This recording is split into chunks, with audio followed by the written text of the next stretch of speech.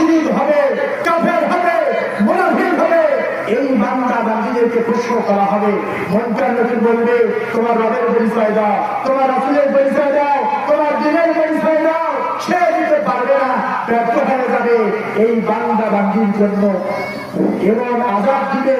আল্লাহর নবী সাহাবীদের বলেছেন, ওই কবরে আগুন জ্বলবে, ওই কবরে মাটিগুলো এমন ভাবে চাপ দিবে, এক পাশের হাড়গুলো আর এক পাশে ভেঙে তছনছ হয়ে যাবে। প্রিয় হাজির, ওই কবরের আযাবকে ভয় করতে হবে, মরণকে ভয় করতে হবে।